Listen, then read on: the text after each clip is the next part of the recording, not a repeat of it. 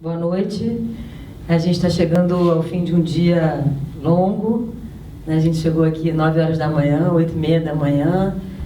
Tivemos um dia de trabalho intenso, né? Casa cheia. A gente teve, enfim, pesquisadores de todo o Brasil, editores de todo o Brasil.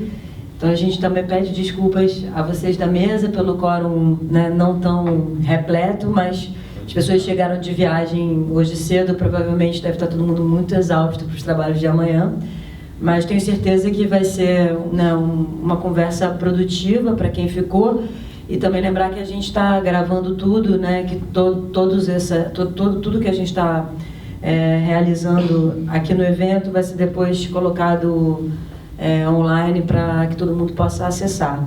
Então vou apresentar a nossa última mesa do dia, que é a segunda mesa, práticas de reflexão crítica, pesquisa e curadoria nas publicações de museu.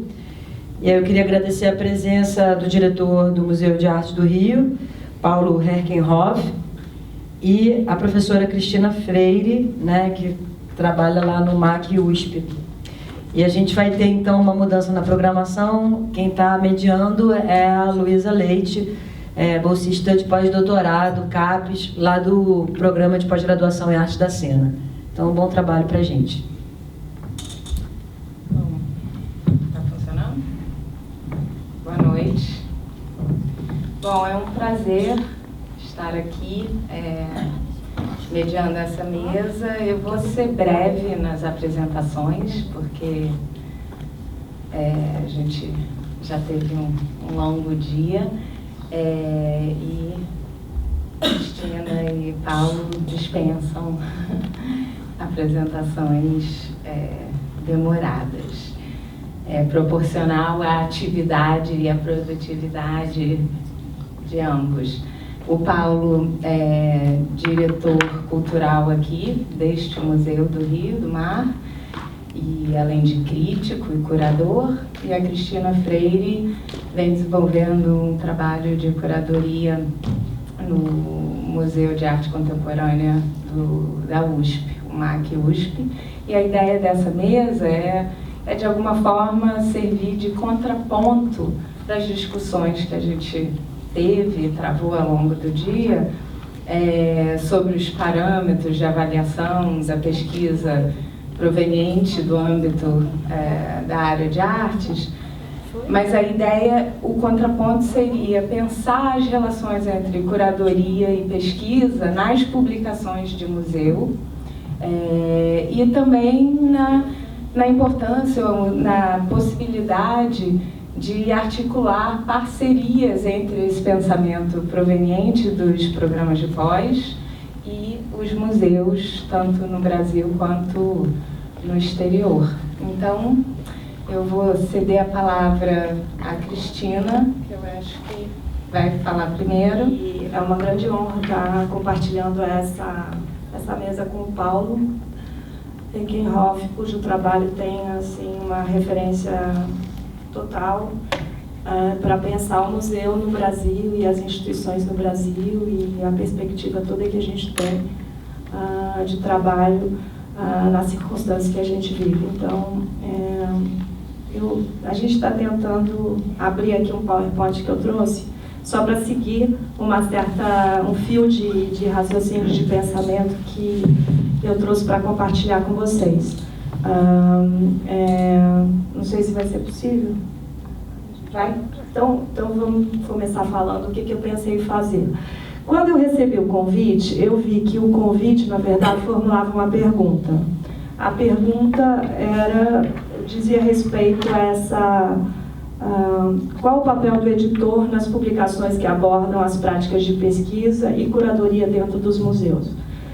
Aí eu falei, bom, aqui essa pergunta, na verdade, é uma chave para um trabalho que eu venho desenvolvendo, que eu não me considero editora. Qual é a primeira resposta que eu dou quando me perguntam o que você faz na ficha do hotel ou qualquer lugar que você está me dizendo, eu falo, eu sou professora, né? Então, essa identidade com a questão do ensino, né, para mim, é a primeira referência de pensar a relação da publicação no quadro de um museu público universitário, que é o meu contexto de trabalho cotidiano, né? Então, eu trabalho no MAC da USP.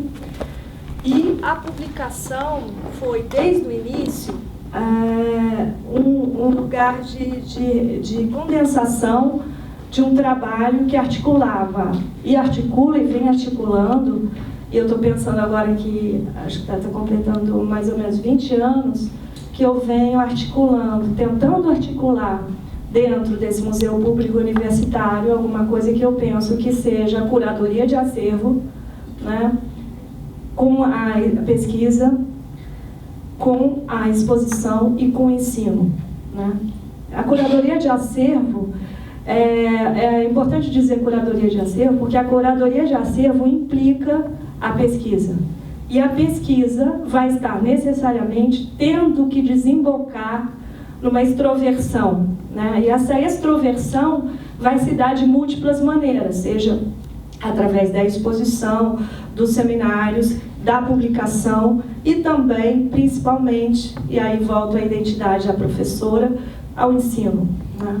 Então, as publicações com que eu vim elaborando, eu vim procurando elaborar ao longo desses anos de trabalho, foram feitas no contexto de um museu público e universitário como o MAC, quer dizer, recursos, geralmente, nenhum recurso financeiros mínimos, né? Geralmente publicações são feitas com dinheiro público, então os recursos mínimos e toda a estrutura de realização numa certa forma artesanal, tanto na fatura dos trabalhos, na realização das pesquisas, sempre envolvendo os alunos, todo o trabalho que envolve uma publicação de revisão, de tradução, de design gráfico, toda a questão do livro, a questão material do livro, sempre envolvendo os alunos, todos realizados com a participação de alunos.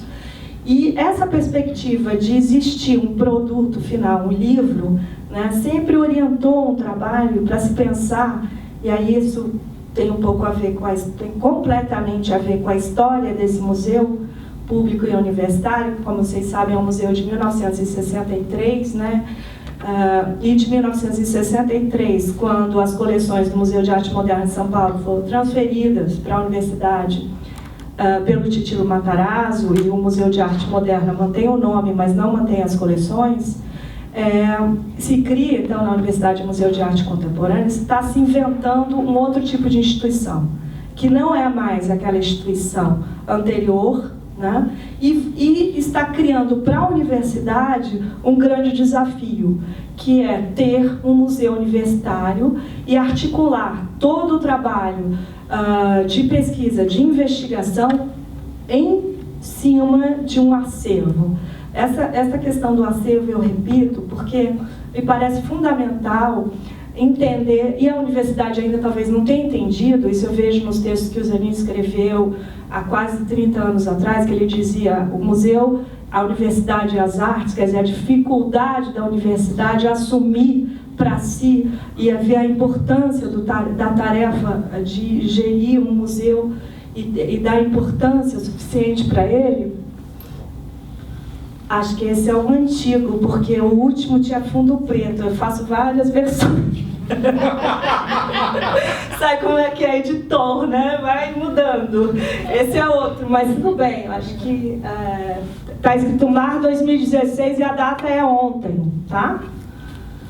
Bom, mas vamos em frente. Eu só queria mostrar, então, essa próxima ideia de a história do MAC, porque o acervo ele não está descolado de uma história, essa história é a história da própria instituição, né? Como a história da instituição vai, de alguma maneira, tornando a biografia das obras, que ela guarda uma grande história, que estão amalgamados vários personagens, né? Então o museu passa a ser esse outro lugar, um museu pensado como um laboratório que, de alguma maneira, vai ser um balão de ensaio para várias ideias, várias perspectivas de análise, seja da própria coleção, seja das ideias que estão saindo de outras historiografias possíveis a serem narradas a partir de um outro olhar para essa coleção.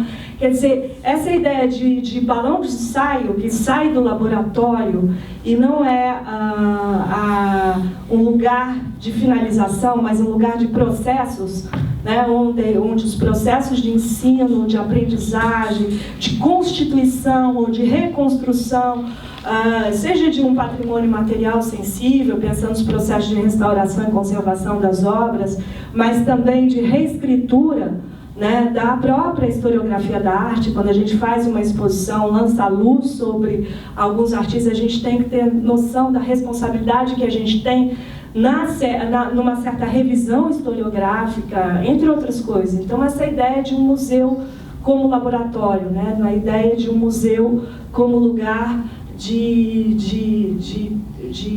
apresentação de hipóteses, de operação dentro de um contexto de realização de projetos, né? Então, só que esse museu laboratório, pena que a gente não tem as imagens. Agora já tem?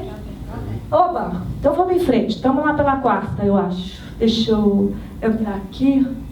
Então, essa ideia do museu laboratório que eu trouxe para vocês não é minha necessariamente. Essa ideia vem de quando o Walter Zanini vai dirigir esse museu na década de 60, né? E essas ideias estavam muito no ar na década de 60, né? Com os museus repensando as suas próprias práticas, mas o interessante é que ele traz isso para dentro desse museu público e universitário, numa época muito difícil, né? De muita repressão e de muita censura, etc.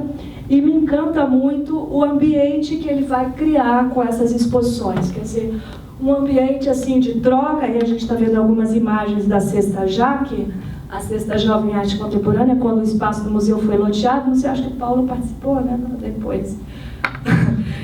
Mas quando o espaço todo do museu foi loteado e os artistas sortearam para participar, não tinha questão de artista não artista, quem era sorteado nesses números que estavam colocados lá para quem quisesse participar, tinha um lote, faria o que queria nesse lote, e isso aconteceu durante 15 dias, então a participação intensa das pessoas, dos artistas nesses lotes.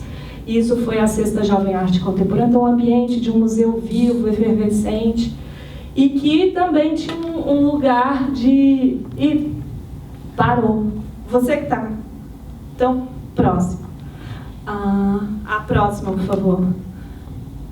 Próxima imagem. Nossa, está difícil. Mas eu entendo, eu sei como é que é. Tecnologia nem sempre é a nosso favor, mas tudo bem.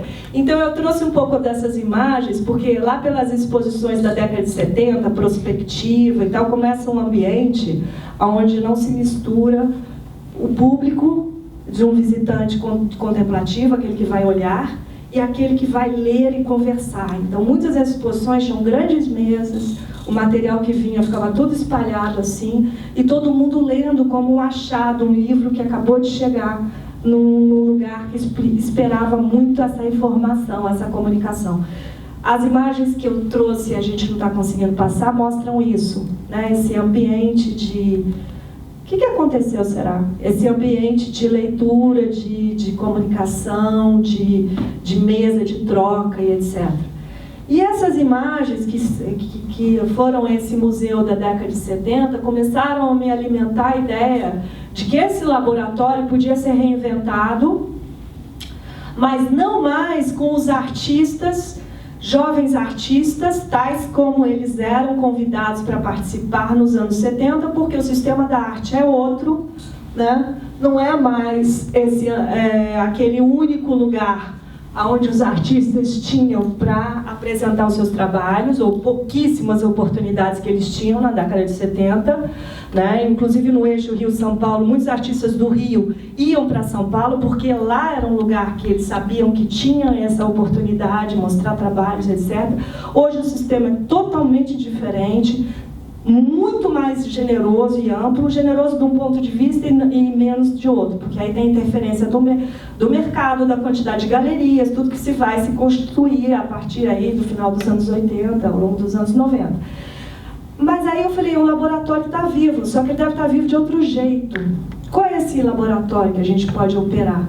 É nessa ponta de produção de um outro tipo de conhecimento que esse acervo latentemente reclama. Né? Quer dizer, uma redefinição do objeto de arte, uma redefinição de uma perspectiva da historiografia da arte, uma redefinição das práticas museológicas convencionais, tanto no nível da documentação, restauração, conservação, tudo o que estava, de certa maneira, estagnado na prática museológica e na prática artística. Então, esse era um laboratório. E muitos artistas continuam reclamando comigo, o museu não faz mais aquelas exposições. Não me parece ser que aí, nesse momento, esse outro laboratório, essa outra possibilidade. Então, um pouco essas imagens, não sei se elas estão coincidindo aqui, mas é um pouco isso. E a próxima, por favor. Tá pulando a anterior, eu acho. Aqui eu queria mostrar um pouco essa sequência, alguns trabalhos aqui dessa coleção, tá? Que eu passei, então, a estudar quando eu comecei a ver que esse tipo de trabalho, a gente tem aí um desenho tipográfico da Ruth Rey, foi uma fotografia do Wodiszko, Krzysztof Wodiszko, com trabalhos do Arthur Barrio, por exemplo, esse artista que vive aqui no Rio, referência para a arte contemporânea. Ele não constava do catálogo geral do MAC, porque todos os trabalhos dele não tem nada a ver com as categorias modernas. Então a gente tinha vários trabalhos dele fora. Arte postal, Augusto de Campos, Ulisses Carrion, etc.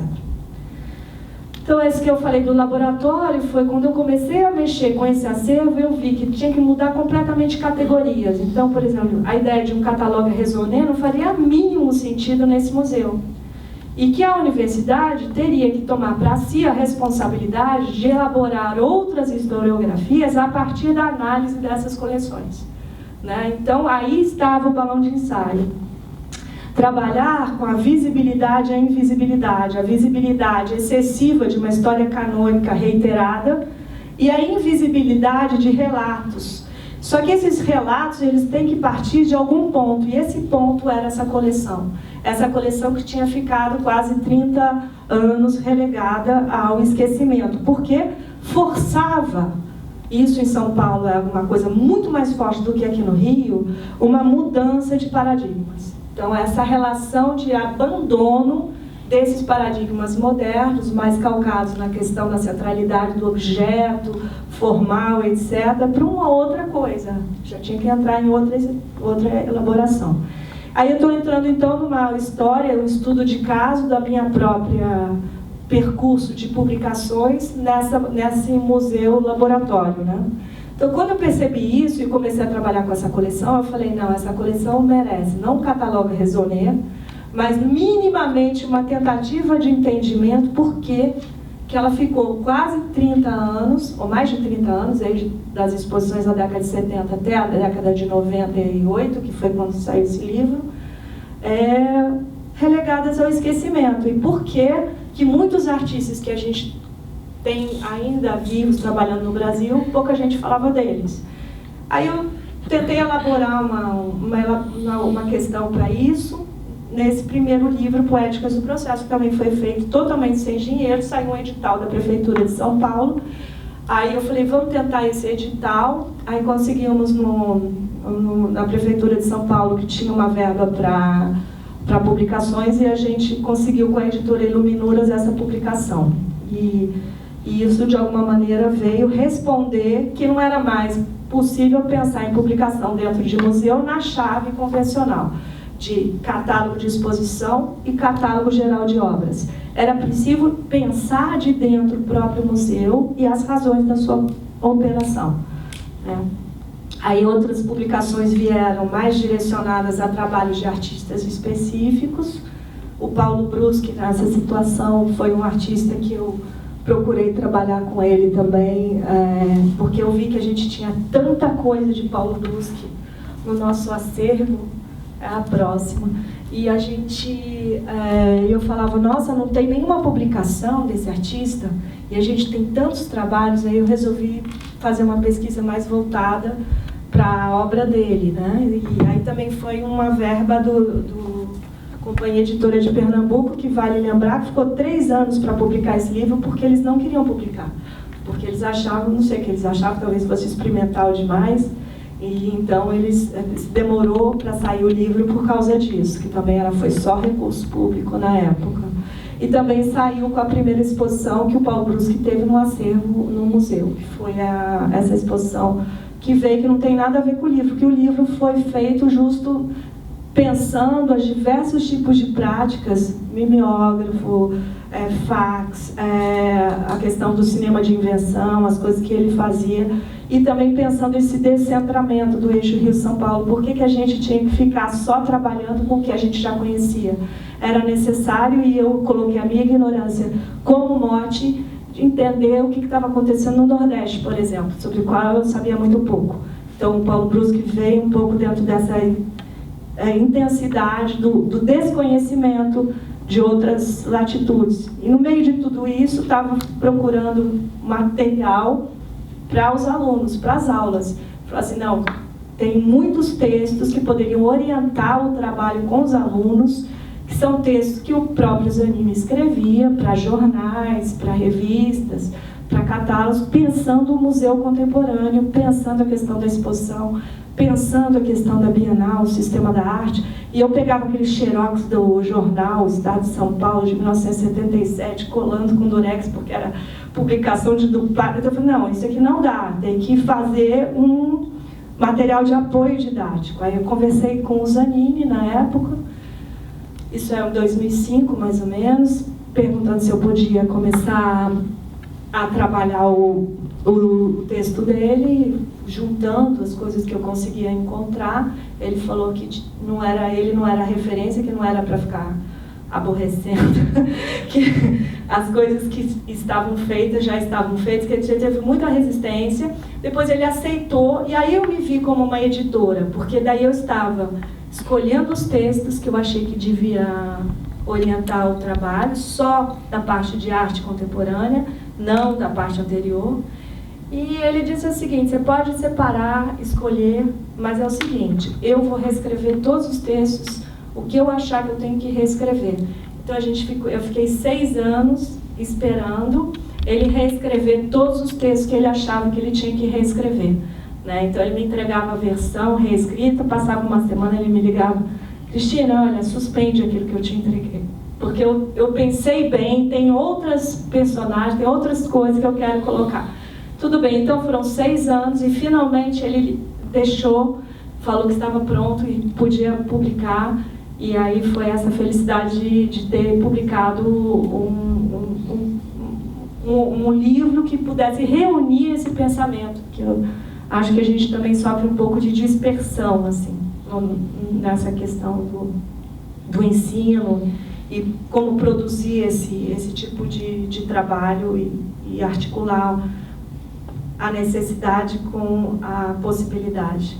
Aí vieram outras publicações que estão articuladas também com o acervo, que estão tentando questionar uma construção numa certa historiografia da arte. Então, comecei a ver de artistas que passaram pelo Brasil, sempre no acervo, e tiveram uma presença bem importante, ou bem frequente no Brasil, e pouca gente falou deles. Pouca gente falou deles. Então, por exemplo, o Hervé Fischer. Hervé Fischer, o Coletivo de Arte Sociológica, esteve no Brasil pelo menos 5 vezes. Participaram de 2 bienais. Fizeram várias ações em São Paulo na década de 70. Né? Então, teve uma presença importantíssima. E, assim, passou despercebido. Então, eu fiquei pensando nesses artistas que não são da historiografia da arte canônica norte-americana de matriz anglo-saxônica, mas que tiveram uma presença e um interesse em vir ao Brasil muito grande, e vieram e construíram laços aqui, afetivos e de trabalhos, etc. O Hervé Fischer é um exemplo assim, né? Ele veio e fez ações, várias ações, ele construiu uma farmácia, por exemplo, na Praça da República, onde ele ficava lá sentado na Praça da República e distribuindo pílulas, assim, isso em pleno 73, né, distribuindo pílulas para depressão, não era para tristeza, para não sair de casa, para coisas assim impossíveis de ser remédio, de ter remédio. Ele montou a farmácia Fischer na Praça da República e aí desmontaram, teve todas as ações de repressão, foram pequenas ações, muitas vezes muito sutis e com documentação difícil, que daí você trabalha na integração do arquivo com o acervo para reconstituir essas ações. Então esse é um exemplo que eu achei importante fazer um livro e traduzir os manifestos da arte sociológica, né, que foi o grupo que o Hervé Fischer fez com Fred Forrest e Jean-Paul Thénault, e eu acho que é de importância grande na tentativa de aproximação. Tanto o Fred Forrest como o Fischer tiveram muita presença aí nessa época, então eu achei importante fazer essa publicação, sempre pensando que a publicação pode ser esse balão de ensaio, traduzindo textos, trazendo entrevistas com os artistas, mais do que apenas registrando, sendo a sombra da exposição. Aliás, a exposição não tem nada a ver com as publicações. Publicações eu penso como lugar de referência para o ensino. Quer dizer, pode achar ali o Manifesto da Arte Sociológica, primeiro, segundo, terceiro, traduzido para o português, né? O outro caso que me encantou também, e causa inveja ao Manuel Borges Vidal, porque ele não conseguiu comprar obras desse artista para o acervo do Reina Sofia, é o Isidoro Valcárcel Medina. Okay. Isidoro Valcárcel Medina. Esse artista espanhol, né, ele esteve no Brasil várias vezes, e a viagem dele é incrível, porque, na verdade, isso tudo por cartas, né, trabalho de arquivo. Esse Isidoro Valcárcel Medina, procurando as cartas do Zanini para localizar um pouco o personagem, começa a encontrar cartas desse artista aqui, dizendo que queria fazer uma viagem pela América do Sul, né? E essa viagem pela América do Sul, em cada país ele gostaria de fazer uma ação diferente, né? Aí o Zanini responde que tudo bem, que ele pode vir, como o Zanini sempre falava, pode vir e tal. E aí ele diz assim, olha, só que em São Paulo eu quero fazer uma exposição que vai se chamar O Artista e o Estrangeiro, e eu vou levar umas coisas na minha mala. Falei, aí o Zanini, tudo bem, pode vir, não sei o quê, só que aqui não tem dinheiro, tudo bem, não, tudo bem, eu vou fazer as ações. E como é que está o tempo aí? Estou falando muito? Essa história é muito legal, mas eu posso reduzir, tá? Ele de fato viaja. Mais uns 5? 6. Ele viaja e traz vários trabalhos. Ele viaja e traz vários trabalhos na mala, vários trabalhos, né? Que ele queria mostrar o trabalho dele na América do Sul, no Paraguai, né? Na Argentina e no Chile, né? E em cada país, isso era 1973, em cada país ele pensou uma ação diferente. E aí ele viaja, na Argentina, por exemplo, ele pega um papel grande e pede para a pessoa assinar Salvador Allende. Ele dizia, não assine o seu nome, assine Salvador Allende. Aí, 1973, aí ele assina. Aí quando eu tive a oportunidade, fecha parênteses, consegui entrevistar esse artista vivo, vive em Madrid, ele disse assim, nossa, vocês têm esse trabalho? Porque eu achei que tinha jogado todos fora, porque me disseram para eu jogar fora um papel desse tamanho, com várias assinaturas de várias grafias, Salvador Allende, né? E ele não se lembrava que ele tinha levado para São Paulo, depois de Buenos Aires, e tinha deixado lá. E uma das cartas é incrível, essas cartas estão reproduzidas nesse livro aqui, tem uma coisa missivista, assim, eu adoro ler as cartas, assim, o que ele disse, o outro respondeu, e lá pelas tantas ele diz assim, não, daí o que foi o trabalho em São Paulo? O trabalho em São Paulo foi o seguinte, a cidade se chamava Cidade do Estrangeiro. Ele se sentou no museu e pediu para os visitantes da exposição dele, desses trabalhos aí, Salvador Allende, fotos que ele fazia com passantes e tal, ele pediu para as pessoas escrevessem uma palavra em português que fosse importante para elas. Então ele foi construindo um dicionário, e esse dicionário é um dos trabalhos que está lá no acervo. Foi difícil entender o que era aquele monte de papel com várias palavras repetidas, escrito em português e depois em espanhol. Esse é o tipo do trabalho que fica entre o arquivo E o acervo precisa de pesquisa para simbolizar, para articular uma coisa com a outra. Então foi o dicionário. A segunda foi um caso completamente do acaso, né? A moça do arquivo, a Silvana Karpinski, que chegou um dia para mim e falou assim: Cristina, tem uma fita de rolo aqui, tem um nome aqui, Valcárcel Medina. Eu falei, daqui, porque tem muitas fitas que ainda não estão digitalizadas, né? Aí que ficaram da década de 60, eu falei, daqui rápido, daqui rápido. Aí a fita é a coisa mais hilária que vocês podem imaginar. Pena que eu não tenho tempo, mas tenho aqui nesse computador, se vocês quiserem. Ele é o segundo a experiência do estrangeiro. Ele se posta no meio da rua em São Paulo e vai falando assim: você consegue me ouvir falando em espanhol? Para qualquer pessoa que passa perguntando assim, porque ele tinha feito uma pesquisa no dicionário para ver quantas palavras são iguais em português e espanhol. Então ele saiu para fazer a experiência na rua em São Paulo. Então é a gravação das conversas dele com os passantes na rua. E essa gravação tem as coisas mais incríveis. Você é o quê? Policial? Não sei o quê? Porque a gente está em 1973, né? Então essa é a segunda parte da Cidade e o Estrangeiro. E a terceira, eu falei, bom, são 3 partes. Na carta ele diz que vai fazer a experiência em 3 partes. Cadê a terceira? Eu não achava no papel, no arquivo. Esse aí foi um achado. Aí quando eu fiz a entrevista com ele, eu descobri qual foi a terceira. Só tem uma notícia do jornal. O artista, na Folha de São Paulo, uma notinha assim: o artista Isidoro Valcárcel Medina estará na escadaria da Escola Caetano de Campos, na Praça da República, esperando que alguém possa ajudá-lo a conhecer a cidade.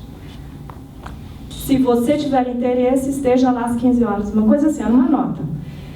Só que isso aí passou, estava no meio da hemeroteca, não imagina. Ele, nessa entrevista que eu fiz com ele em 2012 em Madrid, me disse que o mais engraçado de São Paulo é que não apareceu ninguém, apesar de ter sido noticiado no jornal. Aí que fui juntar o quebra-cabeça. Isso tudo entra nesse livro, quer dizer, não tem a ver com a exposição, tem a ver com uma busca e um descobrimento no processo da investigação, né? E eu estou brincando também da exposição do Reina Sofia, porque recentemente o Manuel Borja Vilela fez uma exposição do Isidoro Valcárcel Medina no Museu Reina Sofia, acho que são de 2 ou 3 anos atrás, uma individual, e queria comprar obras. Ele se recusa a ter obras em museu, se recusa. Mas aqui nas correspondências está sanado o mistério. Ele pede para o Zanini devolver os trabalhos, se possível, que ele tinha deixado em São Paulo. Aí o Zanini responde a carta dizendo que ele não tem recurso por correio, ele não teria como devolver. Aí ele responde dizendo, tudo bem, não tem problema, espero que um dia isso possa ser usado de algum jeito, já que não tem como devolver, que fique aqui.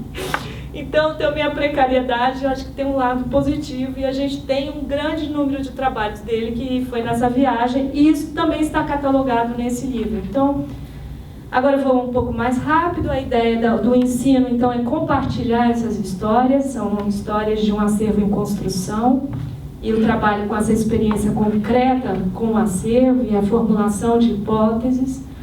Então, a gente trabalha num grupo de estudo, que é um grupo de estudo Arte Conceitual e Conceitualismo no Museu, que são basicamente meus orientandos. Eu achei que tinha que montar um exército assim de Branca Leone, que sozinho não ia dar. Tinha que juntar gente que pudesse estar junto nisso e estivessem integrando nesse mesmo eixo a experiência da arte, uma pesquisa que pudesse ser um engajamento efetivo no cotidiano da curadoria e da pesquisa de acervo nesse museu público e universitário. E aqui um pouco a ideia das exposições também. A última tem a ver com essa preocupação com a relação com a América Latina, que já vem tentando formatar um corpus também. Isso aqui é uma outra... Estou indo mais rápido, tá? Mas só para não tomar muito tempo. Mas um pouco o perfil das publicações, porque eu acho muito importante também, como museu universitário, formar pessoal também na área da especialidade da arte contemporânea, então a questão da preservação. Então esse aqui foi um seminário que a gente chamou vários restauradores que trabalham em instituições em São Paulo, basicamente para contar o estudo de caso e ver o problema daquele caso ser debatido e a gente poder trabalhar convidamos também os especialistas da Espanha e de Portugal para debater com os nossos restauradores. Acho que a gente pode ir mais adiante. Eu quero chegar direto aqui na questão de uma fatia, de uma parcela do acervo com o qual eu venho trabalhando mais sistematicamente, que é a relação com a América Latina.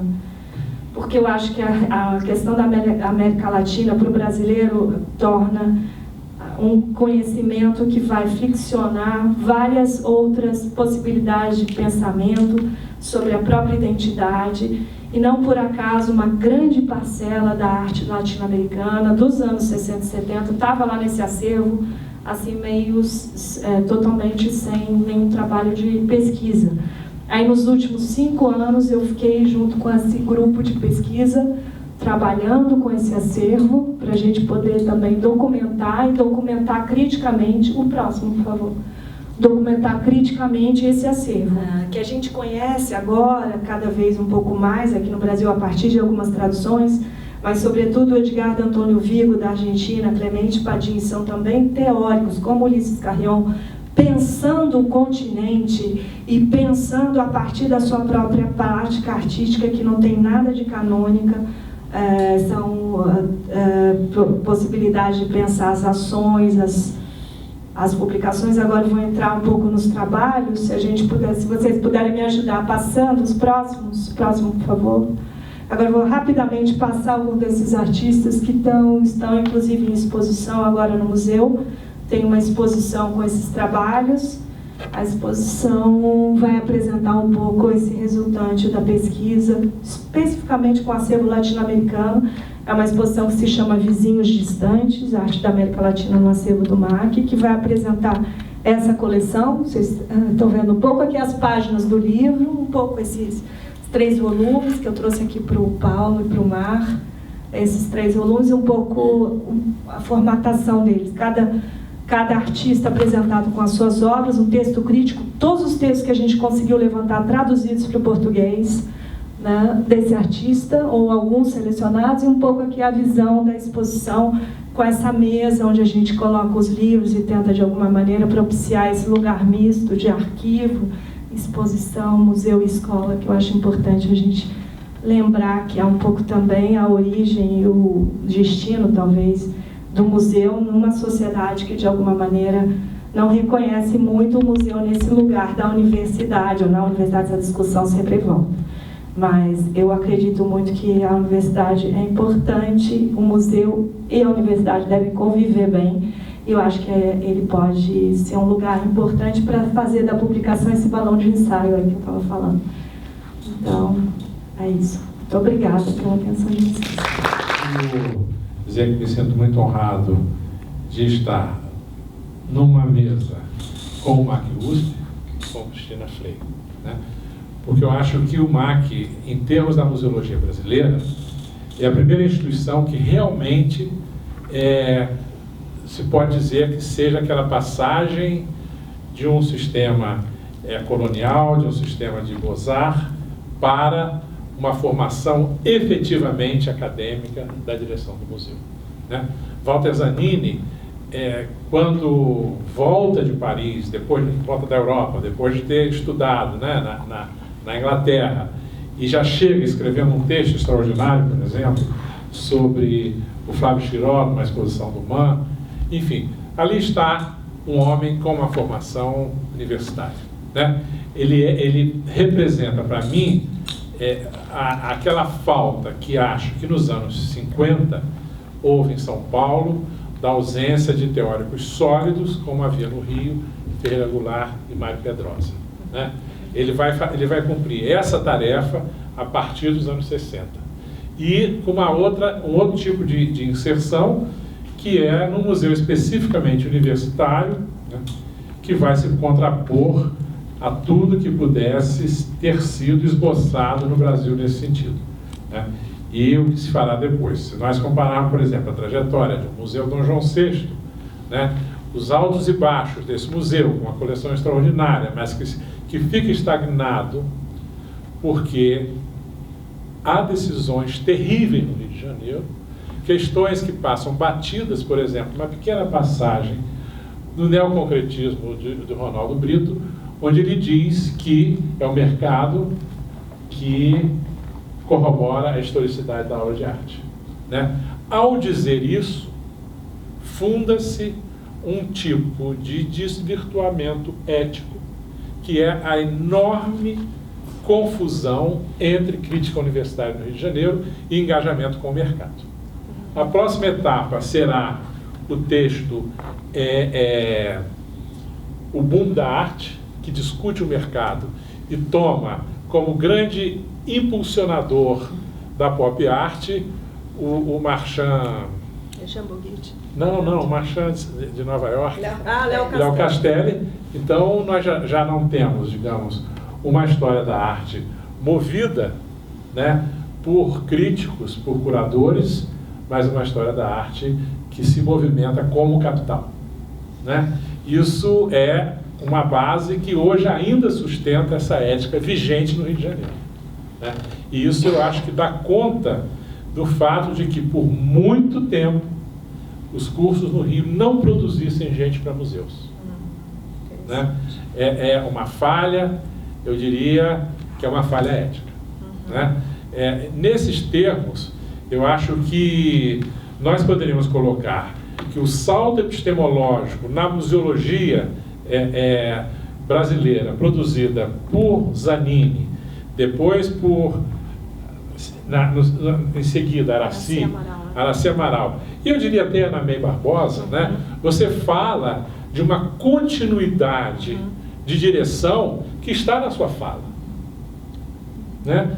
Você não está construindo um discurso negando aquilo que herda, mas ao contrário, expandindo os sentidos daquilo que foi construído intelectualmente, né?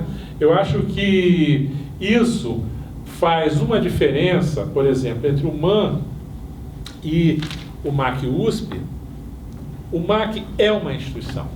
Se nós entendermos em termos da sociologia, da política, instituição é um conjunto estável de regras, de comportamento, né, que organiza a vida social. No MAN do Rio de Janeiro, é possível entregar à geração Minas Tênis Clube, que vem para o Rio de Janeiro, a direção do museu, depois de um Frederico Moraes, de um Roberto Pontual, né, entram figuras do society, vindos de Minas, presidente, e resulta no que resultou no final desse museu, o incêndio do museu, né, num processo de derrocada intelectual, de desvio de museológico, né, de riscos, etc. Eu, para digamos, já chegar ao mar, né, eu acho que eu tenho, basicamente, a partir do MAC USP, dois exemplos que me inspiram. Eu sempre digo que, para mim, um modelo de museu brasileiro é o MAC USP, né? Se nós considerarmos, né, o que foi Zanini, que eu acho que, de certo modo, está no mesmo nível daquilo que foi o Rio de Janeiro, ali nos anos 60 e começo dos anos 70, com a área experimental, mas antes disso também com o Frederico, etc., com o tipo de atividade intensa que se realizava na cidade, isso não era intermediado pelo capital, né? Ao mesmo tempo, enquanto Zanini produz um museu a partir da sua prática de risco, isso não é considerado no MAN, porque colecionar dá muito trabalho. Cuidar de uma coleção é algo invisível, né? Não traz status, traz custo. Nós gostamos de viajar, nós gostamos, eu digo, socialmente, ver grandes museus, mas não queremos ter o trabalho, né? Eu não vou, a partir daqui, falar do mar. Então, convivi com Zanini nesse momento, a partir aí de 73, 74, foi esplêndido de ver essa suave energia intensa, né? Que era uma suave energia intensa, né? E, ao mesmo tempo, uma capacidade de escutar o artista, né? Que eu acho que ele se irmana com o Mário Pedrosa, quando o Mário diz que a arte é o exercício experimental da liberdade. São homens que vivem um tempo nublado, obscuro, mas que vivem com enorme transparência, né? Bom, e de Araci, eu me lembro que pouco depois de ter sido indicado para curador-chefe do MAN do Rio, depois, né, a Matheus, que trabalhou comigo por um tempo, fui a um congresso do ICOM em Buenos Aires e vou jantar uma noite com a Araci me convidou, e mais ou menos eu falei o seguinte: vem cá, menino. Museu é isso, é isso, é isso, é isso e é isso, sabe? Foi extremamente generosa. Embora eu seja implicante com ela, eu também reconheço a extrema generosidade, né? E isso, para mim, ficou indelevelmente, sabe? Não é essa pressa de abrir o museu de qualquer jeito, né? É um museu que tem... Enfim, então o museu, da maneira como vejo, é uma instituição que coleta bens culturais, né? Bens simbólicos, tem o dever de registrar, mas não o registro, né, capaz de mumificar, mas o registro que seja capaz de dar nova constituição simbólica, um novo caminho para a simbólica. Ao mesmo tempo, tem também outro dever, que é de preservar, para que se evite o problema de restaurar, né? Há que se preservar, antecipar problemas. Museu é um espaço de pesquisa, e isso, de novo, não vejo no horizonte dos museus brasileiros um museu com maior densidade de pesquisa historiográfica que o MAC USP, no sentido de que você tem especialistas naquele campo, né? Você pode falar do que Cristina Freire faz, ou do que fulana faz, ou do que fulano faz. Você tem linhas de pesquisa que tem essa junção imensa com aqueles bens coletados e a vocação do museu, né? E eu não digo que essa vocação do museu universitário, isso é a vocação de todo e qualquer museu. Eu acho que o que faz a diferença na USP é o fato de você ter aquela universidade junto, compor aquela universidade, né? E, ao mesmo tempo, expor, a partir da pesquisa, produzir conhecimento e editar, comunicar, e aí a gente pode pensar que esse museu experimenta a comunicação desde sempre, e finalmente está vinculado à educação, né? E a educação, e aqui eu já falo já um pouco do mar, né? Entendendo que a educação é um arco, né? É um arco que precisa superar certas questões e, ao mesmo tempo, no caso do mar no Rio de Janeiro, nós temos uma cidade específica. O Rio de Janeiro é uma cidade que teve seu museu incendiado, de arte moderna, e 10 anos depois, a mesma pessoa que lá estava durante o incêndio recebe o Museu Nacional de Belas Artes para dar continuidade a seu grande cuidado museográfico. Apenas a COP, que é o maior laboratório de engenharia do Brasil, disse: nós não sabemos se o incêndio vai ser hoje à noite ou mês de semana que vem ou daqui a um ano, mas está a caminho, e quando ocorrer, o prédio ruirá. Essa é a situação do edifício do Museu Nacional de Belas Artes, pelo tipo de construção. Ele fica entre o óleo de baleia e o cimento armado.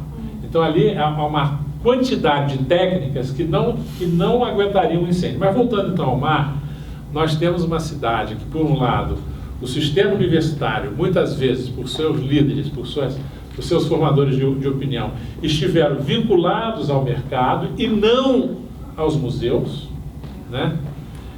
Isso é grave, isso amputa as instituições, né?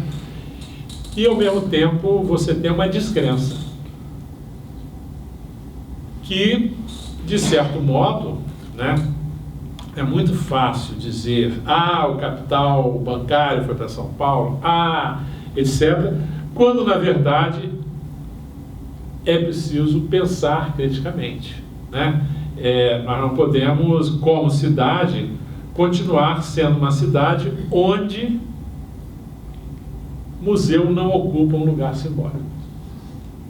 Qual é o centro da vida simbólica numa sociedade, né, que se respeita, que se imagina para o futuro, que se planeja, né?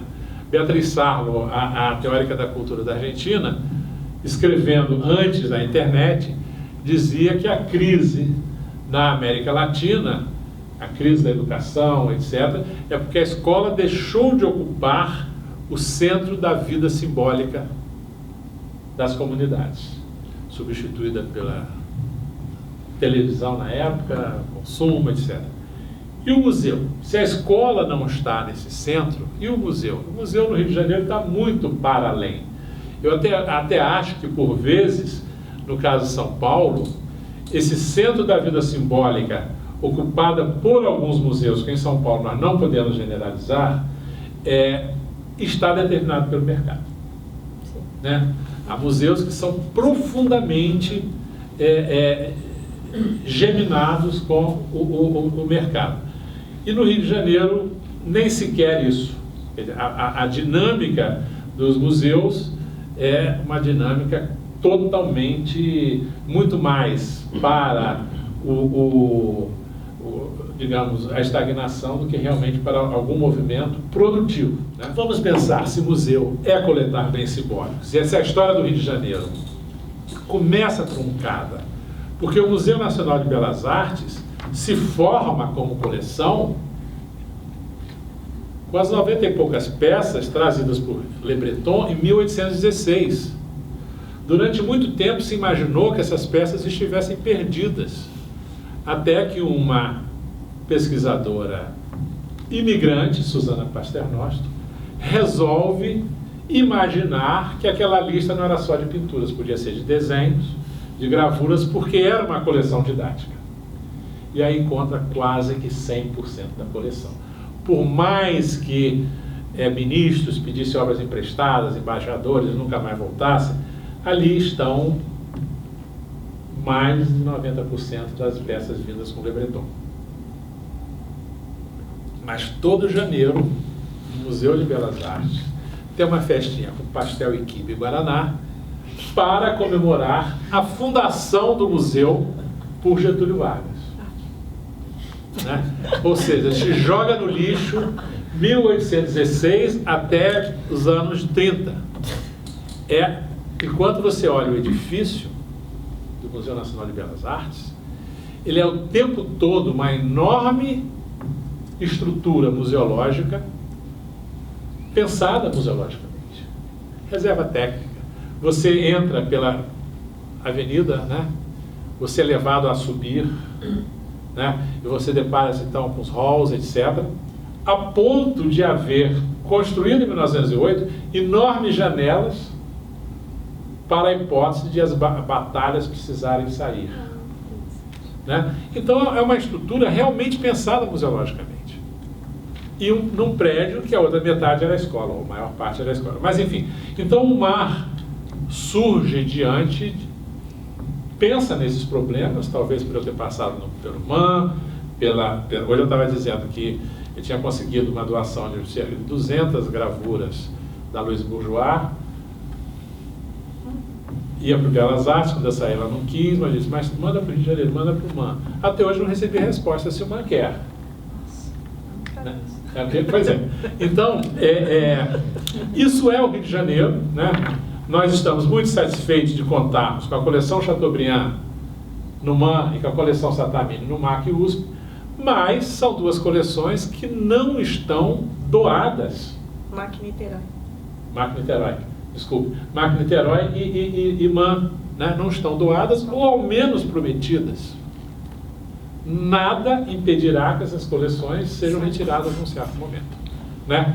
É claro que cada colecionador pensa de uma maneira, caderneiro pensa de outra, cada herdeiro do herdeiro pensa noutra, e cada herdeiro do herdeiro do herdeiro, aí, e se esgarça a coleção na sua transformação em ativo. Né? Então, esse é o drama do Rio de Janeiro. Essa cidade que colecionou esplendidamente até um certo momento, hoje não coleciona. Hoje, por circunstâncias de mercado, da economia brasileira, etc. e tal, o Rio de Janeiro não estava colecionando. E o MAR seria um museu de coleções privadas que seriam expostas. E o MAR, no primeiro momento, teve como seu diretor Leonel Kais, que se percebe no tempo que é um marchand do mercado secundário. Né? E que, portanto, interessa ao marchand do mercado secundário trazer e levar coleções. Né? Enfim, mas desde o início, antes de qualquer diretor, diante desses dois edifícios, houve a reflexão de que deveria ter um pavilhão de exposições com reservas técnicas, etc., e um prédio dedicado à educação. Né? O título Escola do Olhar, que é muito feliz, foi dado por Vico Muniz, mas era uma escola com uma turma do MIT. Né? Bom, então vamos agora chegar mais ainda ao MAR.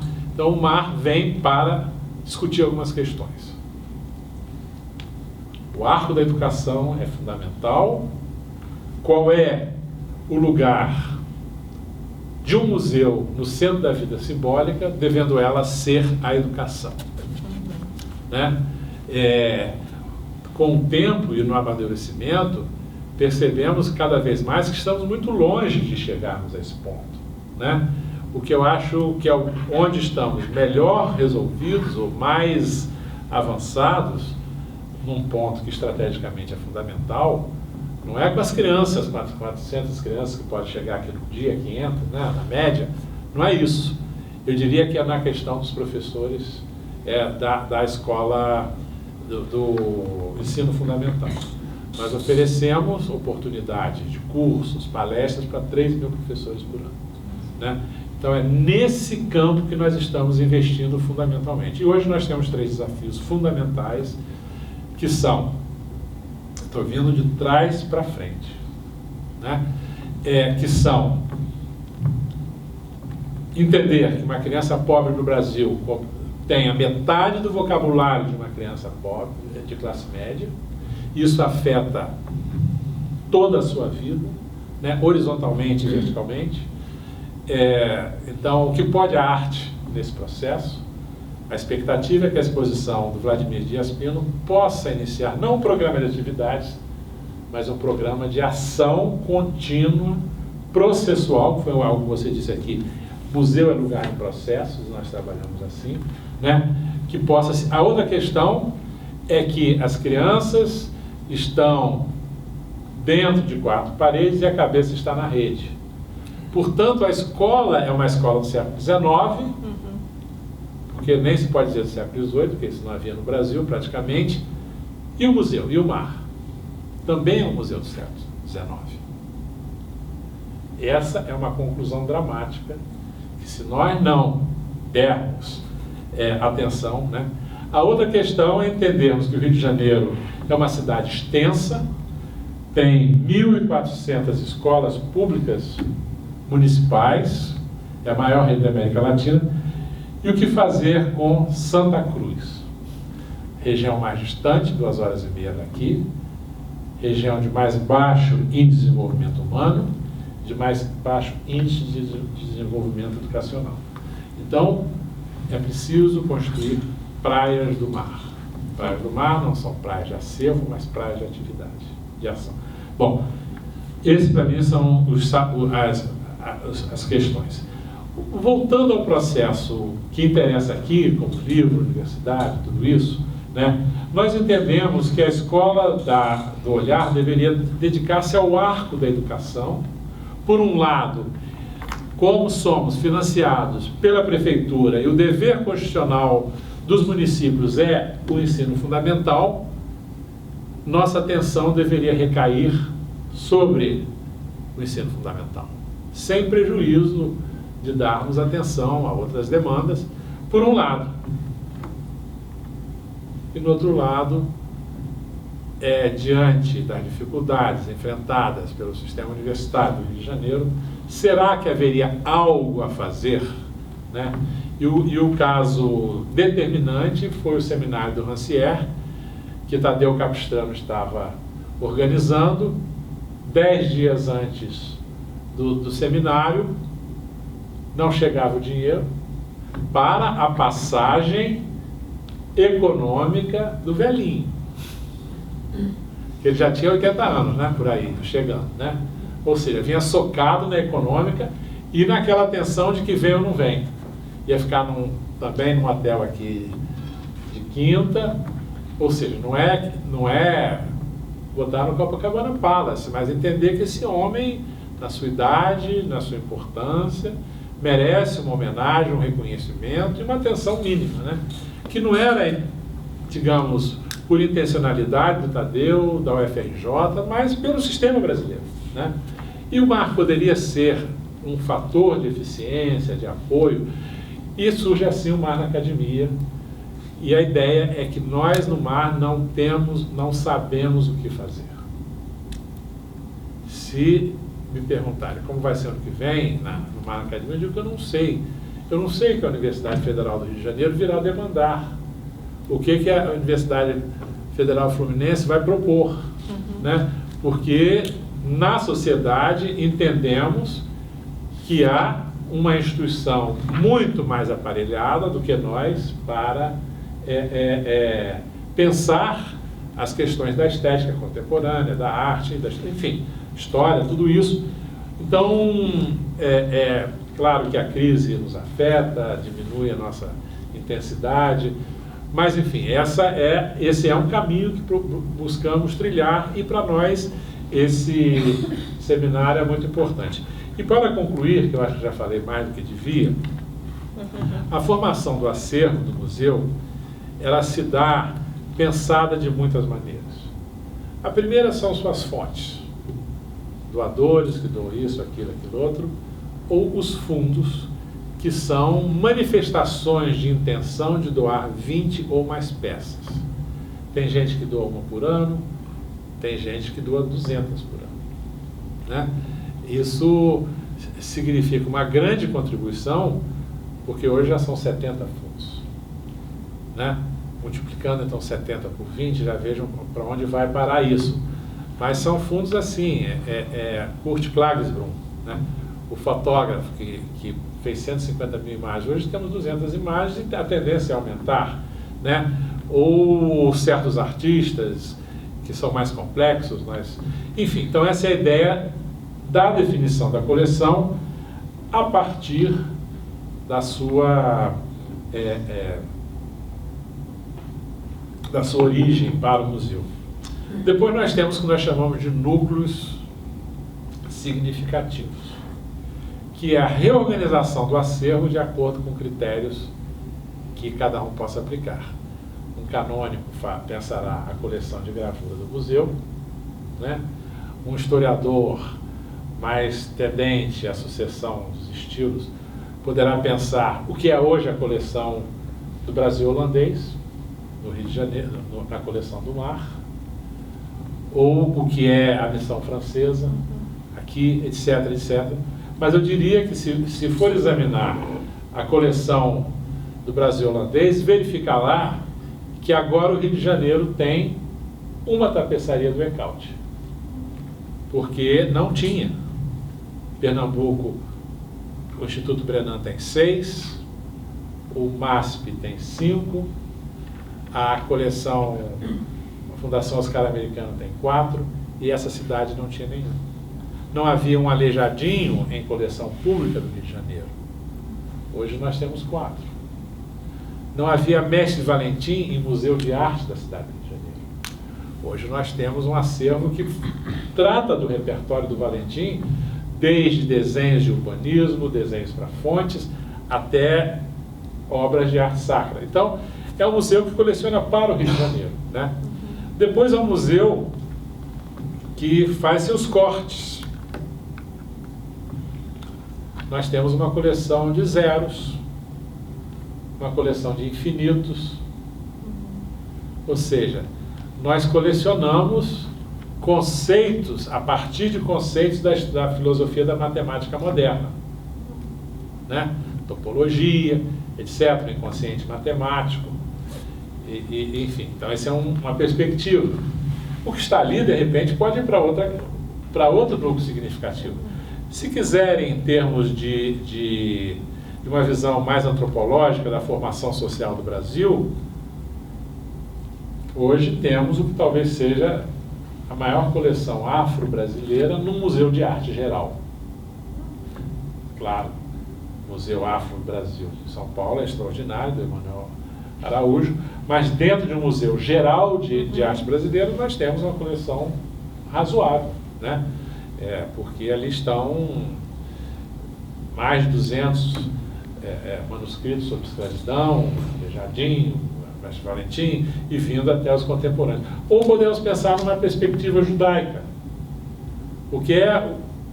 Quais são os desafios para que o Brasil se compreenda também um país formado por uma origem judia? Ou poderíamos pensar, né, junto com Cristina Freire, né, quais são as grandes questões, né, que colocam em crise o sistema canônico, que expande o campo. Eu escrevi um artigo que eu adoro falar do seu nome, que é Pum e Cuspe no Museu, né?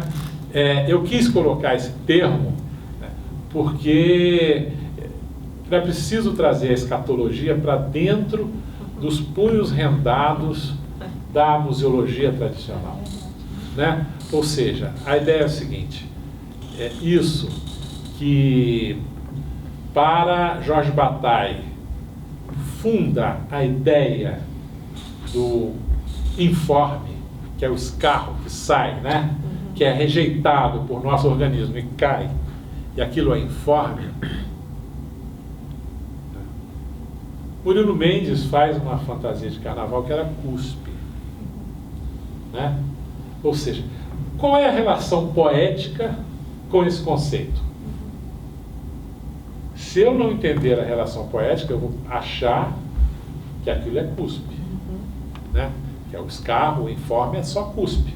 Da mesma maneira que se eu não tiver vinculado à questão da ambivalência proposta por um Nelson Lerner para falar, especialmente durante a ditadura, mas que é válido para qualquer momento, de que uma instituição, e sobretudo o Museu do Estado, não dá conta daquilo que é invenção pelo artista, da expansão do espaço, eu vou achar que o porco é arte quando aquilo é apenas um porco empalhado, ou vou achar que aquilo é arte quando aquilo é um porco e a arte. Enfim, essa ambivalência que vale os dois indica essa fragilidade de toda a vontade de poder, de dominar conceitualmente a arte, a ponto de impedir que a arte seja movimento do não saber, resultado da intuição, né?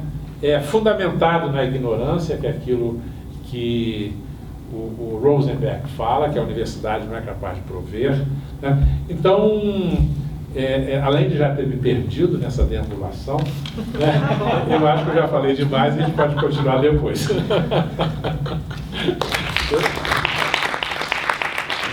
Obrigada, Paulo. Obrigada, Cristina, por essas duas falas tão inspiradoras nesse momento, especialmente. Só vou pontuar, se é que é possível, duas coisinhas que me chamaram a atenção. Uma é o fato de que, ao falar de poéticas de processo, né, e o fato desses livros que fazem parte desse acervo, que começaram a ser produzidos em série nos anos 70, eles questionam o lugar do livro, né? O livro mais canônico, o livro como portador de um conteúdo já acabado. Essas obras que são parte desse acervo, que é arte postal, né, dessa época, são processuais na maneira de articular a imagem e o texto e romper com a linearidade, né, do texto e da narrativa, mas são processuais porque são frutos de performances e interlocução.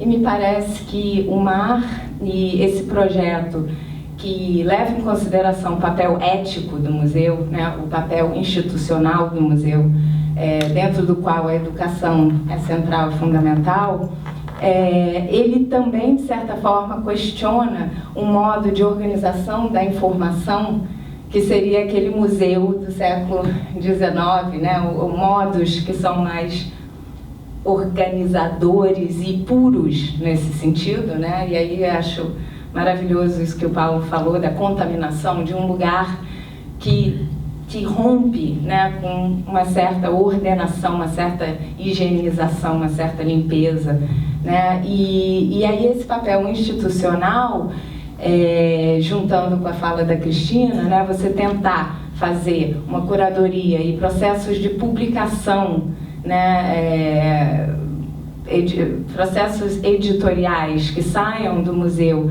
mas que não sejam réplicas das próprias obras, mas obras em si, que tragam em si a processualidade dessas obras expostas. Eu acho que isso é central dentro da discussão da circulação do saber, né, produzido dentro dos programas de arte. Então, de certa forma, eu acho que é uma chave de compreensão, né, do tipo de processo que leva a um tipo específico de circulação. E todo o problema, né, dessas plataformas, dentro das quais muitas pessoas hoje manifestaram um certo desconforto, né, pela rigidez, tem a ver com isso, né? Os nossos procedimentos de pesquisa são sobrepostos com aquilo que a gente quer veicular como pesquisa e, portanto, aquilo que é veiculado precisa de modos de veiculação que deem conta dessa processualidade, né? Então, é isso. São as conexões que eu fiz e agora eu abro para vocês, se alguém quiser fazer alguma pergunta. Eu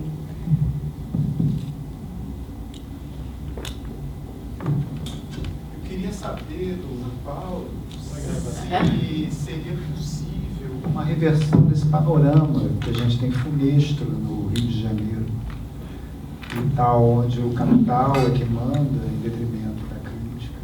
Olha, eu acho que, agora voltando aqui para a Cristina, no século XIX, o artista fazia pensando na exposição geral, que lhe daria oportunidade para a Europa, com pouco salário, ele teria que mandar pinturas para provar que estava trabalhando, e quando voltar, possivelmente, seria professor da academia ou atuaria de alguma forma na produção de retratos, etc., né? No modernismo, e aí nesse entreato surgem já alguns primeiros críticos profissionais, como Ângelo Agostini e outros, né? Profissionais com uma capacidade de dicção, de falar, uma crítica, mas no modernismo o artista faz a mostra para o poeta, para o escritor, o artista morto, é algo entre os artistas. Mário de Andrade, Oswaldo de Andrade, Manuel Bandeira, Murilo Mendes e outros, né? Então nós temos aí uma transformação nesse processo, porque é preciso agora uma outra linguagem que não é o próprio léxico da academia, né? Depois, né, do fim da ditadura de Vargas, há alguns processos que são muito importantes no país. Primeiro, o esgotamento do modelo modernista de a burguesia olhar, né, a história do povo, né, e a gente tem uma outra perspectiva totalmente diferente. Isso é muito dado por alguns artistas que chegam de fora.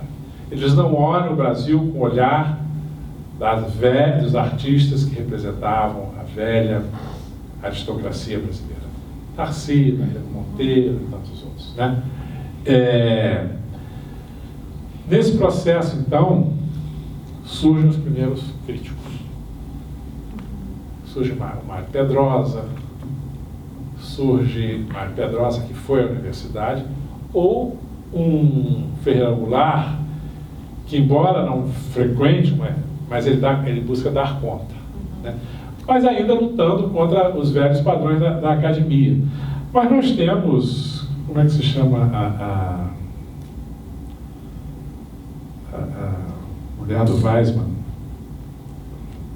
a irmã da Maria Leontina, Maria Eugênia Franco, em São Paulo, trabalhando na biblioteca Mário de Andrade. Ela assina revistas, ela chama os artistas, né? Ela escreve, ela é capaz, naquela situação precária, estabelecer um ritmo que não era de 2 em 2 anos para a Bienal, né? Então isso é uma outra perspectiva. No Rio de Janeiro, o MAN, etc., né? Aí temos o surgimento de alguns críticos, alguns foram devidamente assassinados, né, nesse processo. Mas nós temos aí, em São Paulo, a figura do Zanini e de Aracy Amaral, que eu acho que são os paradigmas de críticos formados dentro de uma perspectiva universitária. Eu queria fazer uma pergunta cruzada para os dois. Sim. Para a Cristina, de que maneira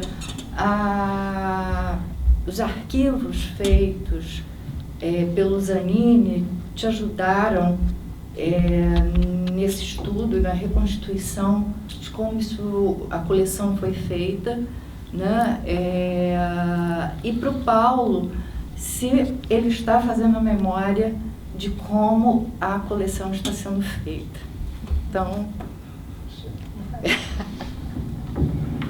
Na verdade, quando o Zanini vai inventar o museu, na verdade, que ele estava fazendo o inventário da coleção Titilo Matarazzo, quando ele é nomeado, vamos dizer assim.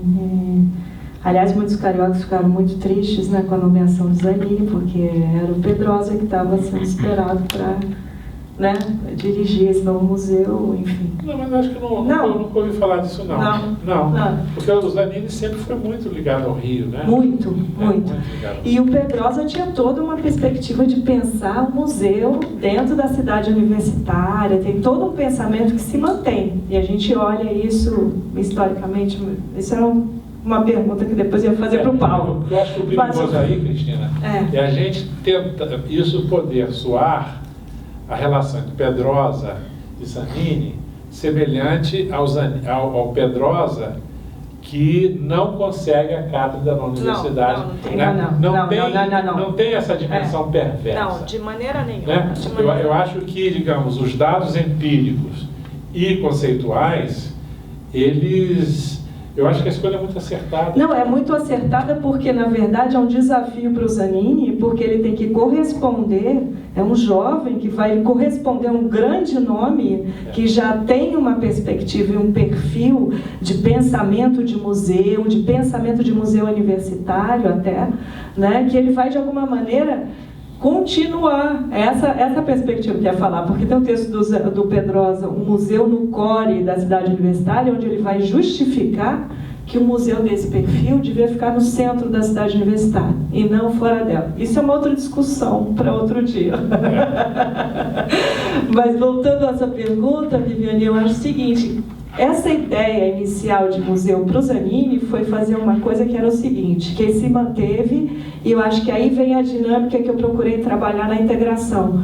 O museu devia abarcar, desde a origem, um arquivo, uma biblioteca e uma coleção.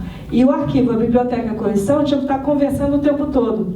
E ele já começou dando saída nesse arquivo, fazendo o que ele chamava de boletim informativo, que era datilografar lá ele mesmo o que ele estava fazendo, o que ele pensava em fazer, o que ele achava que devia ser museu, recolher tudo, fazendo a historiografia do presente dele, né?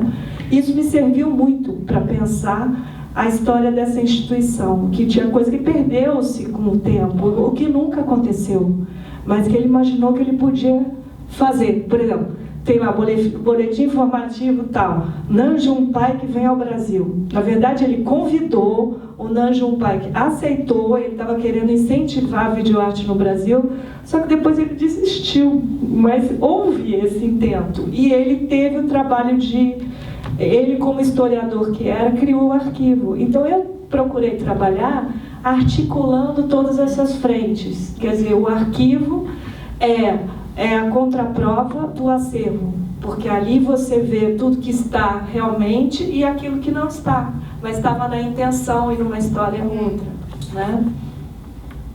Acho que... Só para completar então essa questão aqui no mar, nós adotamos como modelo, né, algo que não é rígido, mas se dinamiza de acordo com cada possibilidade, é de entender que uma exposição pode dar conta de um acervo ou pode ser o motor para a constituição de um acervo, né? É essa situação que vai depender de cada caso. Quando, por exemplo, decidiu-se fazer uma exposição sobre a arte do Pará no acervo do mar, eram 150 peças. Quando fizemos a exposição, já eram 550.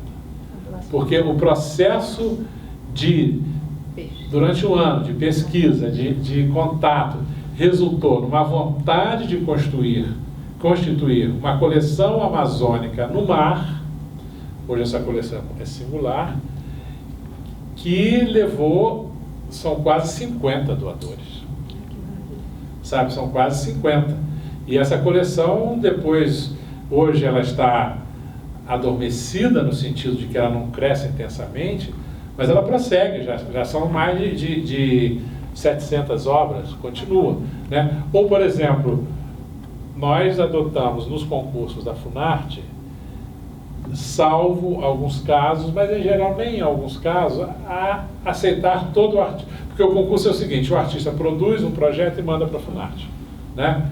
Nós mandamos o nosso e aceitamos todos que quiserem, e sempre perdemos, o que é bom, né? Porque, digamos, a gente acha que o que pode dar dinâmica, e tem dado dinâmica ao mar, ao acervo do mar, é trabalhar com a vontade de museu, vontade de coleções específicas.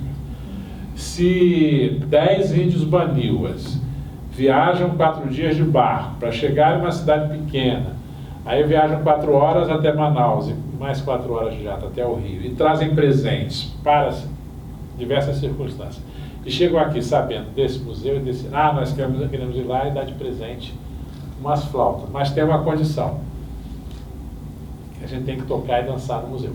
Isso qualquer museu faria, não acho que é uma vantagem de ter feito, não. Mas ali a gente percebeu que funda-se uma vontade de estar representada entre os baniuas, e agora a gente precisa fazer um seminário que é chamar baniuas, axanicas, sabe, chavantes, dizer o que deve ser esse museu urbano numa cidade como o Rio, e um museu que é um museu local.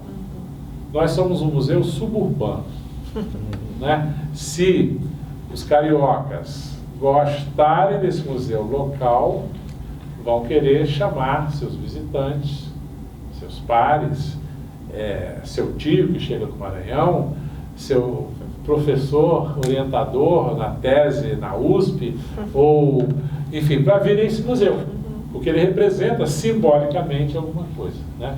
Intelectualmente. Essa é uma dimensão da coleção, né?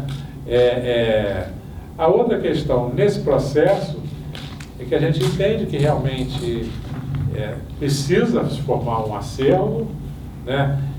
Os acervos brasileiros estão num processo enorme de evasão posterior, muito grave. Me preocupo muito porque eu soube em Nova York que já tem museu interessado nessa exposição. Não na exposição, no acervo. Do Vladimir. Ah, bom. Sabe? Fora outras coisas. Então, o que é esse processo? Né? O que é esse processo de você extrair sentidos, buscar artistas, encontrar obras, né? Revelar para perder. Exatamente. Né? Revelar para perder, não porque esses artistas não devam estar em museus. Nós agora temos um caso concreto de um artista que o Cildo gosta muito e tal, e o artista morreu, ele pediu a família para guardar, né, o Cláudio Paiva, e pediu para a família para guardar. 2 anos depois, a família diz: olha, se nós vamos jogar fora porque não tem jeito, e ele se lembrava do Alfredo Fontes, da geração dele, que morreu, a família jogou tudo fora, hoje não existe mais Alfredo Fontes. Né? Ele comprou o acervo para não deixar se perder. Ele não quer nada do acervo. Ele disse: o que eu já tenho trocado com o Cláudio é o que eu quero do Cláudio. Essa memória, sabe? Essa troca, esse entendimento. Agora, ele queria dar para o mar. Né? A Caterina, a mulher do Cildo, concluía, crítica, muito interessada. Ele disse: eu quero, mas não quero tudo. Eu acho que não faz sentido o Cláudio Paiva não estar no MAC. Entendi. Sabe? Sim. Porque nós vamos ter o monopólio sobre um artista. Isso não é coisa de museu. Isso não é coisa de museu público. Isso não é coisa de pensar o artista para a sociedade. Né? Então, gente, por isso que é uma das questões que eu quero conversar com você.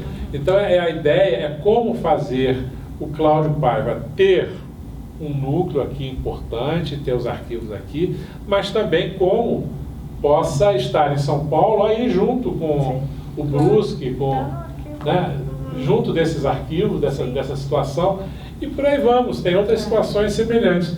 Ou seja, é pensar um museu para o Rio, pensar um museu para o país, para o mundo, a partir dessas situações locais. Por que é importante nós fazermos uma coleção afro-brasileira dentro de um museu geral? Porque esse museu também é de arte e cultura visual. Tá? Só porque essa região detinha sediou o maior mercado de escravos do mundo. Aqui está um cemitério com 50 mil corpos de escravos. Só porque, sim, só porque, mas também só porque mais da metade da população brasileira é de origem afro. É a maior sociedade africana do mundo, né? Enfim, porque é uma produção importante, porque ela constitui a nossa identidade, essa palavra tão temida, mas que tantas vezes é necessária. Enfim, então, essa flutuação dos sentidos não é uma deriva. É saber que elas se tocam, se alimentam. Essa região está prestes a ser declarada Patrimônio da Humanidade Histórico, né? E nós pensamos que nós podemos ter uma biblioteca que ajude as 30 instituições que há aqui ligadas à tradição afro-brasileira a pesquisar, em vez de ter 10 bibliotequinhas que se repetem, por que não, né, assumirmos uma posição mais ativa? Ou seja, e como formar uma biblioteca? Essa é uma outra questão. Nós vamos, no campo da filosofia, começar com Walter Benjamin. Queremos ter uma biblioteca benjaminiana. São quantos títulos? 200, 300, 500? Que formam uma biblioteca que dê condições de uma pessoa mais avançada ter originais, textos originais em alemão, ter revistas que saíram nos anos 60, 70, enfim, isso é possível, desde que haja uma vontade benjaminiana que a gente consiga, né? Da mesma maneira, nós estamos trabalhando numa biblioteca afro. E Paulo, para você acordar...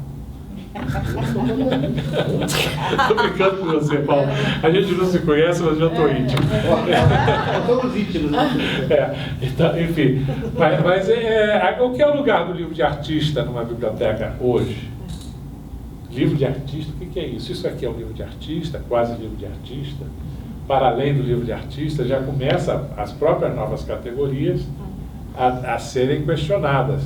Mas a gente precisa ter 50, 100, 200 títulos para estudo. Né? Já estamos aí em 50, 60 títulos teóricos, né? De teoria, de história, além da coleção que prossegue, né? Então, essa visão de um museu é de um museu fluido, eu diria. Acho que sim. Né? Só para complementar a coisa do livro de artista, aproveitando essa fala aqui, eu acho que o museu fluido e essa descoberta de quais são os caminhos de ida, por exemplo, você falou da formar uma biblioteca, eu acho que é essa questão de como formar a partir dos programas que vão surgindo. E como vão surgindo e como você vai formulando. Então, contar a história do livro de artista lá no MAC. Então, o que aconteceu com essa coleção prototípica, que vamos dizer, dos livros de artista da década de 70? São coleção, mas eles provocam uma mudança de pensamento de categorias. Então, eu comecei a trabalhar com a bibliotecária, que as bibliotecas da USP estão todas integradas no CIB, que é o Sistema Integrado de Biblioteca. Você acessa o CIB pelo computador, você abre todos os catálogos de todas as bibliotecas, de Química, Física e também da Escola de Arte do Museu. Aí eu disse a ela, sabe o que a gente devia fazer de muito radical? Esse trabalho invisível, mas que de alguma maneira abre essas frestas. Você tem que pedir autorização para o CIB para entrar uma nova categoria nessa listagem grande que eles têm catalogado, que é publicação de artista. É nessa fresta que a gente vai começar a catalogar as novas publicações que chegam, porque dá uma flexibilidade para a entrada da publicação do artista no museu. Ele não vai se fechar na reserva técnica, ele vai estar lá fluindo na biblioteca, nessa coleção especial, e a gente tem o que para nós é uma diferença total da água para o vinho, uma pequena verbinha de aquisição, porque é livro, não é obra de arte. Obra de arte a gente não pode comprar. E a pergunta também, de que maneira a biblioteca pode moldar o museu? Exatamente, quer dizer, sair um pouco do lugar da reserva técnica como núcleo, quer dizer, pensar o museu a partir dessas outras frentes, do arquivo, dos arquivos, da biblioteca e as possibilidades de junção em outros conjuntos, né? Então, reserva técnica mais arquivo da publicação de artista. Isso é uma frente que eu acho que subverte a lógica. Pode parecer uma conversa muito abstrata, mas para museu isso faz muita diferença quando você sai de um lugar e vai para o outro. Quer dizer, já não tem 7 chaves para você pegar na mão. Se você acessa o CIB, vai lá na biblioteca e acha o livro. É diferente. Né? Bom, eu só queria agradecer essa oportunidade de passar 12 horas aqui hoje trabalhando, foi terminar dessa maneira extremamente reconfortante, não é? Sobretudo porque nós ouvimos, Cristina e Paulo, experiências felizes num país de tantas experiências infelizes em termos museológicos e museográficos. Não é? E digo isso, digo que é reconfortante, levando em consideração que quem fala é um pesquisador que fez da pesquisa de um acervo bem específico, bem recortado, a sua própria tese de doutorado e que foi criticada pela instituição, para quem fez a pesquisa, por ter transformado a pesquisa numa tese de doutorado. Então, para reiterar a colocação que vocês fizeram em vários sentidos do museu como locus, como processual, dessa lida, dessa interação entre acervo, arquivo, biblioteca, de ressignificação desses lugares. Então, digo isso para realmente agradecer vocês dois e lembrar de um detalhe. Não à toa, o Paulo citou Aracy e Zanini à frente ou Zanini e Aracy na frente do MAC. Não à toa o Reverso ajudou a fundar a ANPAP, que é a nossa associação, né? Aracy em 1986 coordena aquele núcleo que vai organizar, que se dá conta da pré-ANPAP, uma associação de pesquisadores e artes visuais, e o Zanini, um ano depois, se torna o primeiro presidente. Só para lembrar de um fato que reflete bem o que o Paulo falou dessa relação que ele viu no MAC, Aracy e Zanini, dessa relação do diretor, que também é curador, que também é pesquisador, que também é um acadêmico, que também orienta, que também ensina, enfim, que tem essas múltiplas atividades. Para resumir, obrigado. Mesmo com fome, eu pelo menos estou feliz.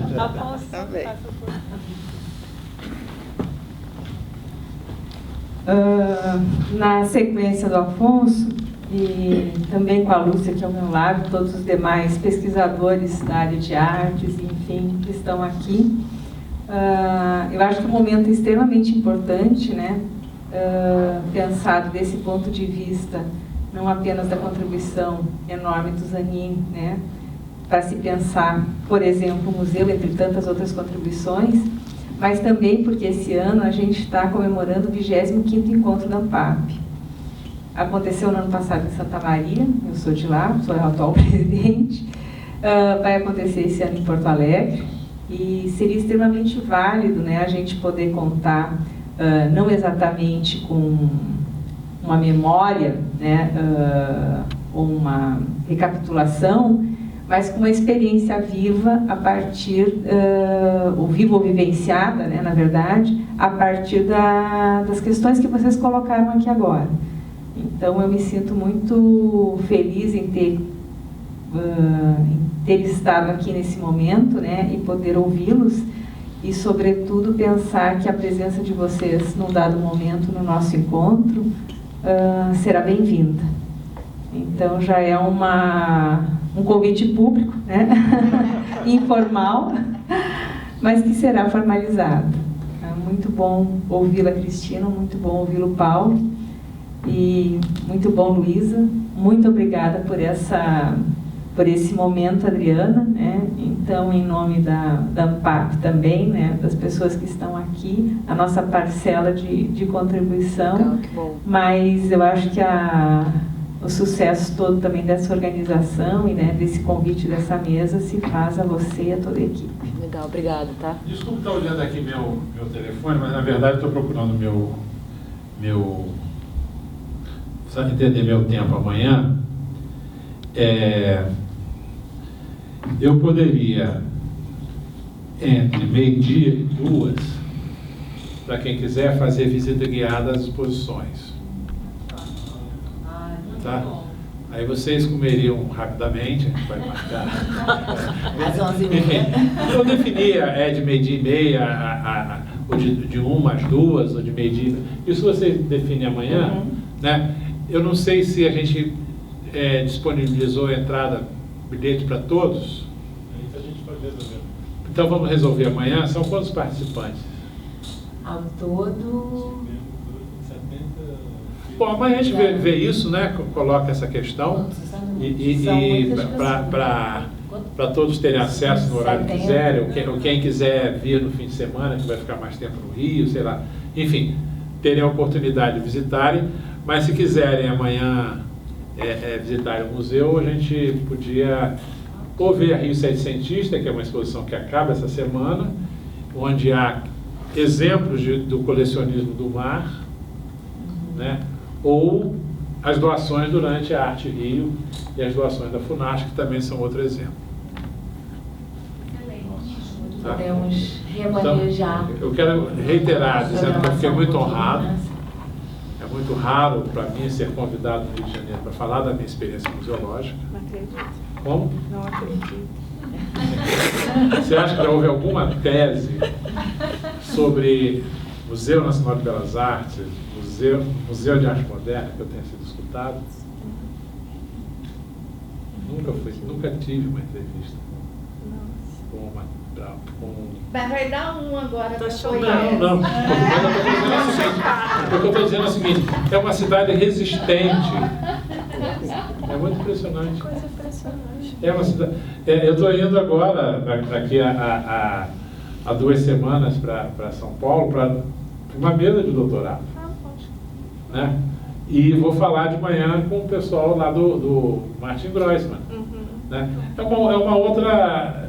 É um outro momento vivido. E acho que o Rio Grande do Sul é mais também coordenado, mais envolvido do que o Rio. Eu tive uma experiência aqui que foi muito positiva com a Ângela. A Ângela Calda Luz é, de fato, uma exceção. E ela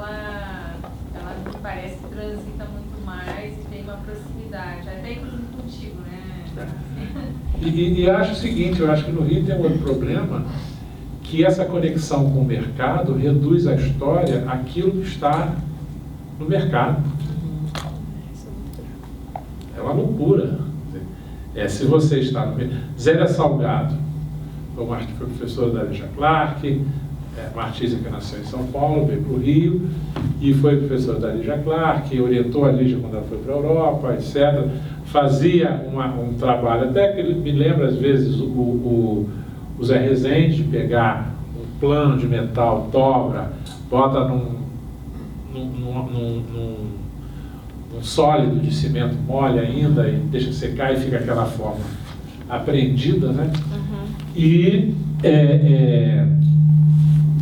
ela emprestou toda a coleção para o Itamaraty, que nunca devolveu, ficou parado no porto, jogado fora com ferro velho. Ela não existe mais. Sabe? Existe o que se vê e o que se vende. Né? Então, eu acho que essa historiografia, né, você colocou hoje a questão do laboratório, uma latência, uma temporalidade. Eu fiquei pensando se a tarefa desenvolvida por você e pelo MAC não vai mais fundo no sentido de alterar a própria validez temporal das coisas, né? A temporalidade das coisas, a duração, né? Retomar esse conceito tão importante do Bergson, que vai até o Einstein, né? E ele é abandonado, depois recuperado por um Deleuze. Se essa duração, se essa intensidade da experiência temporal, quando você resgata esses quase nadas, aí agora eu volto ao PUM, né? Porque eu falei do cuspe. O PUM, para mim, é quando não se valoriza o enflammance, né? Aquela coisa pouca, mas que é intensa. E aquele exemplo do Duchamp, né? do infra-slim, que é o ruído do veludo das pernas da calça, né? É algo que pode nos mover. Né? Infraleve. Como? O infraleve. O infraleve. Se isso, né, não for algo que se enfrente como uma questão que não está no plano do capital, mas no plano do simbólico, é essa confusão entre o ruído infraleve do roçar com o pum. Né? E aí, realmente, a ideia é falar da escatologia, né? Para que se possa produzir um deslocamento do plano mais orgânico da escatologia como, né, uma questão do mundo material e dos rejeitos. E aí nós temos que dizer que esse é um país que não aceita a merda do artista, nem aceita o porco, né, porque vive num estado enlameado de escatologia, que é incapaz de fazer a passagem, né, escatológica para deslocar para a escatologia como um processo axiológico de valores e que está profundamente ligado aos sistemas morais e éticos das civilizações. Existe uma escatologia islâmica e uma escatologia judaico-cristã, africana, que é o destino último das coisas no plano da experiência humana, né? Então, eu acho que essa passagem é um desafio constante, né? Que os artistas propõem, quer dizer, os artistas é tal coisa, não vieram para se enquadrar em nada, né? Mas eu acho que eu gostaria de fazer só um comentário em relação à questão do mercado, que eu acho que, assim, a gente, no Museu Universitário, dentro desse contexto, desse tipo de trabalho, vivencia quase que uma pressão cotidiana, seja do ponto de vista da instrumentalização do que você está trabalhando, quer dizer, se começa a trabalhar um artista que de repente não tinha nenhuma publicação sobre ele, absolutamente nada, daqui a pouco ele é lançado